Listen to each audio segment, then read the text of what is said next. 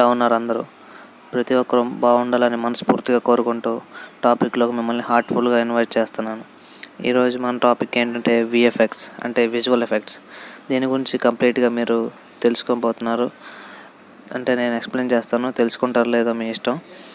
Film making, action effects, video production, real making ఇవన్నిటి కూడా విఎఫ్ఎక్స్లోకి వస్తాయి అన్నమాట. Live action footage or CGI elements రియలిస్టిక్గా తయారు చేయడాన్ని విఎఫ్ఎక్స్ అంటారు. సింపుల్గా అర్థమయ్యేలా చెప్పాలంటే మూవీస్ ఉన్నాయి కదా, మూవీస్ని ఎడిట్ చేసి దాన్ని బ్రైట్గా అట్రాక్టివ్గా చేసి కొంచెం బిలీవబుల్గా ఉండేలాగా, అంటే నమ్మదగే విధంగా స్క్రీన్స్ని ఎడిట్ చేసి మనకి డిస్ప్లే చేస్తారు కదా. సో అది విఎఫ్ఎక్స్ నుండే స్టార్ట్ అవుతుంది అనమాట. ఫస్ట్ ఎడిటింగ్ అనేది విఎఫ్ఎక్స్ విజువల్ ఎఫెక్ట్స్ నుండి మన మూవీ అనేది మెయిన్ రోల్ ప్లే చేస్తుంది. సో ఇంకా ముందుకు వెళ్ళినట్టయితే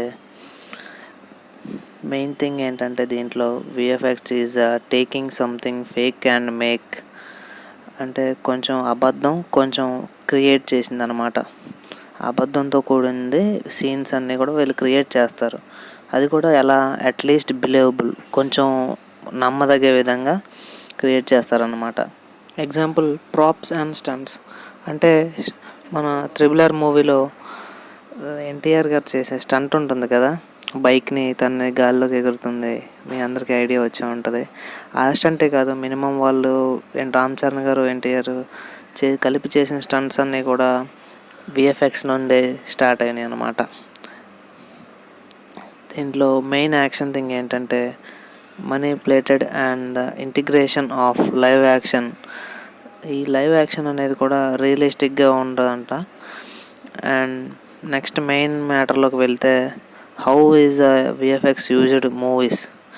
ఎలా అంటే మూవీస్లో యూజ్ చేస్తారంటే విఎఫ్ఎక్స్ని ఎనీ ఆన్ స్క్రీన్, ఏదైనా కంప్యూటర్ యొక్క ఆన్ స్క్రీన్లో ఫిజికల్గా రియల్ లైఫ్లో ఉన్నట్టుగా బ్యాక్గ్రౌండ్స్ కానీ లేదా థింగ్స్ కానీ రియల్ లైఫ్లో ఎలా ఉంటాయో అలాగే సేమ్ యాజ్ ఇట్ ఈజ్ అలాగే క్రియేట్ చేసి ఎడిట్ చేయడాన్నే విఎఫ్ఎక్స్ అంటారు.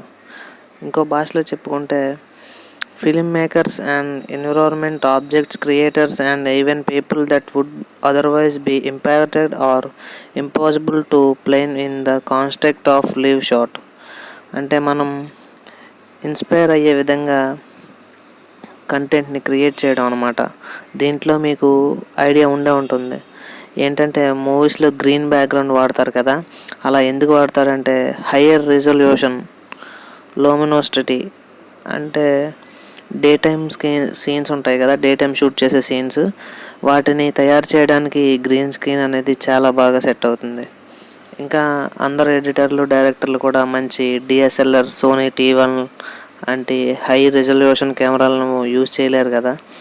మ్యాక్సిమం చేస్తారు, చేయలేని బడ్జెట్ లేని డైరెక్టర్స్ ఎవరైతే ఉంటారో, సో అలాంటి వాళ్ళకి వాళ్ళు తీసిన ప్రతి షాట్ కూడా ఎక్కువ బ్రైట్గా మారి కనిపించడానికి ఈ గ్రీన్ స్క్రీన్ విఎఫ్ఎక్స్ అనేది చాలా బాగా యూజ్ అవుతుంది. విఎఫ్ఎక్స్లో ఎన్ని టైప్స్ ఉన్నాయంటే దేర్ ఆర్ 3 టైప్స్ అనమాట. 3 టైప్స్ ఉన్నాయి. దీంట్లో ఖచ్చితంగా ఫస్ట్ వన్ ఇది సిజిఐ అంటే కంప్యూటర్ జనరేటర్ ఇమేజినరీ. మూవీస్ అన్నీ కూడా ఈ కేటగిరీలోకి వస్తాయి అన్నమాట. సెకండ్ కేటగిరీ వచ్చేసి కాంపోజింగ్. థర్డ్ వన్ వచ్చేసి మోషన్ పిక్చర్. ఈ కేటగిరీస్ సంబంధించి ఒక లింక్ ఉంటుంది, దీని గురించి నేను తర్వాత ఎక్స్ప్లెయిన్ చేస్తాను. మెయిన్ మ్యాటర్ మనం విఎఫ్ఎక్స్ కాబట్టి. ఫైనల్గా దీంట్లో గురించి మాట్లాడుకున్నట్టయితే ఇందులో జాబ్ రావడం చాలా ఈజీ, బట్ చేయడమే చాలా చాలా కష్టం. ఎందుకంటే ఎక్కువ హార్డ్ వర్క్ అండ్ ఎక్కువ టైం, ఎక్కువ డెడికేషన్ అవసరం. ఇవన్నీ మీకుంటే నేర్చుకోవడం చేయడం పెద్ద కష్టమేం కాదు.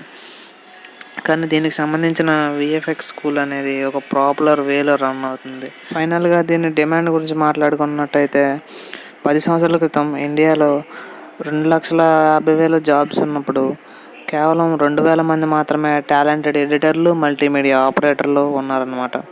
అదే ఇప్పుడు చూసుకుంటే 10 సంవత్సరాల తర్వాత 25 లక్షల ఎడిటర్లు, అంటే ఓన్లీ ఎడిటింగే కాదు నేను చెప్పేది, మల్టీమీడియా మొత్తంలో 25 లక్షల జాబ్స్ అనేవి అవైలబుల్గా ఉన్నాయి. ఇంకా కొత్త జాబ్స్ కూడా పుట్టుకొస్తున్నాయి అన్నమాట ఈ మల్టీమీడియా సెక్షన్లో. కానీ చేసేవాళ్ళు మాత్రం ఓన్లీ 4,06,000 మంది మాత్రమే ఉన్నారు.